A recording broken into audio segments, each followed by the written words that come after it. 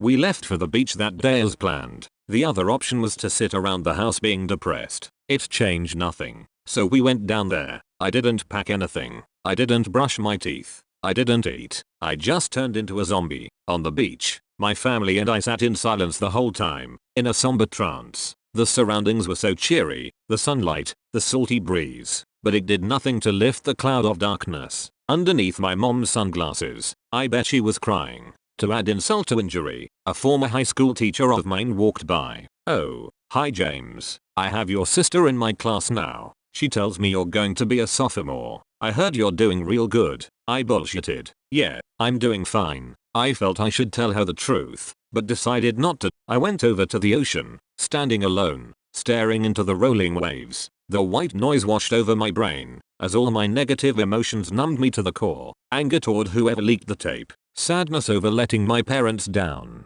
Frustration over the dean not giving me a chance to defend myself. Humiliation and embarrassment over telling everybody I was going to be a film student, only to get myself kicked out. Fear and uncertainty over the future. Shock over the whole surreality of it all. Disappointment in seeing my social and professional life suddenly yanked away from me, just as it was about to begin. Confusion as to how it happened. Guilt for incriminating my friends. And worst of all, the one thing that gave my life meaning and made me feel good about myself was now gone. Life had no purpose anymore, so I thought. I decided I should die. I let my body go limp and collapsed in the water, waiting to drown. For a while, I just lay there. Then, splash, a big wave hit me hard, rolling my body and dragging my face along the muddy sand. I became disoriented, not knowing which way was up or down. I felt salty water rushing into my lungs, and next thing, I was struggling to find the surface. What was this? I thought I wanted to die, but suddenly I was motivated by a natural instinct to stay alive. An instinct that didn't care how badly the odds were stacked against me. In that moment, I was given a mental game over screen with two options. Continue, or quit. I chose continue. I was going to fight this thing, to the bitter end. Coughing up the water, I ran back out, calling for my mom who was sitting out on the beach. I was a temperamental child. I hated going to school. I'd ignore my fellow classmates when they'd greet me. I'd refuse to participate in class activities. I'd collapse on the floor and scream, throwing temper tantrums constantly. I wouldn't eat anything, or go to the bathroom, until I'd wet my pants. I was afraid of loud noises such as clapping and laughing, and wouldn't go near balloons for fear they'd pop. I'd refuse to attend any birthday parties. I was antisocial, demanding anything I wanted, and always made self-deprecating remarks, including a suicidal comment which I don't think I really meant but obviously caused a lot of concern at the time. I was classified as a neurologically impaired student, and diagnosed with attention deficit disorder as well as generalized anxiety disorder. Pretty common. They gave me Ritalin for a short time. It might have helped somewhat, but my social skills didn't improve. I was extremely defensive, and got into fights with other kids on the playground. Academically, my progress was so slow, I basically failed 3rd grade, so I got sent to a special ed school, where I remained for 7.5 years.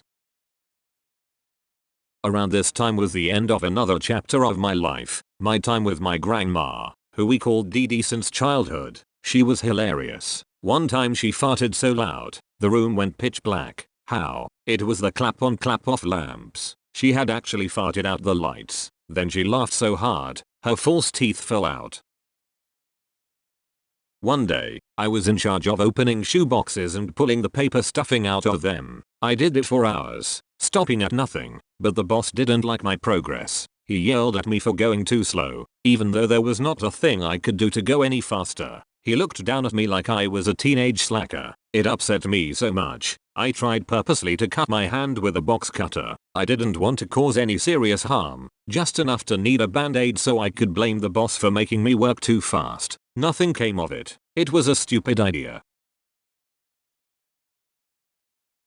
I failed the driving test twice. I decided to try just one more time before giving up. By some miracle, this time I passed. My dad's parents from Minnesota gave me their old car for my birthday. It was a Mercury Grand Marquis, an old person's car. I didn't care what it was. It was free, and I only needed it to get to school. It took me a lot of practice. I once cut a corner too close and hit a traffic post. I hit another car's bumper in a parking lot. I made the mistake of turning left on red. I drove in a bus lane once and got stopped by a police officer, who gave me a ticket. Even kids at school who saw me on the road made fun of me. I thought having the status of a driver's license would help my self-esteem, but instead it sank me to an all-time low. Once a girl asked me to drive her home. I figured, why not? So when she said make a left, I made a left. It was a highway separated by a grass median. To me, it looked like two separate roads. I didn't know each one was its own direction of traffic. So when I turned, she started screaming wrong way. Turn around, I didn't understand. I was in the right lane. Then I saw both lanes of cars were coming right at us. I swerved the car into the grass and cut across to the other road. Now that everything was fine and calm, she burst out laughing.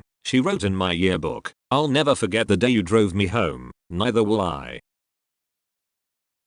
I decided to bring the nerd character back one last time, with a review of Karate Kid, NES. This would close out the Angry Nintendo Nerd trilogy. This one was more cinematic. I used various camera angles, such as a close-up of my mouth screaming as the word fuck literally comes out. I pretended to smash my head through a kitchen cabinet and tossed a controller which explodes for no reason. I showed it to Matty. He loved it. Next thing I know, there was a new YouTube channel and a MySpace page, all of which Matty created for the nerd. I'm going to make you famous, James. He brought over a bunch of NES games, all of which he said were bad. You gotta do more. I told him I had no plans to do so, but then I looked at the YouTube views and comments. It seemed like that Karate Kid video was getting more attention than anything I ever did before. Clearly, there was a nostalgic fanbase for these old games that I had underestimated. So I decided to do Roger Rabbit next. It overperformed and it seemed the nerd was gaining traction. I do have to say, it helps when you have a cat purring in your lap while you're editing. We got a second cat in 2008. I named her Yeti because she was white and fluffy like the abominable snowman, or a Wampa, the snow creature from Empire Strikes Back, 1980. She's insanely cute. She's friendly and likes her belly rubbed. She usually got along okay with Boo. Sometimes they played. Sometimes they fought. When they wrestled, their black and white colors combine and make yin and yang. Like Boo, Yeti became like family. At the time of final proofreading this text, she's still going. As of 2020,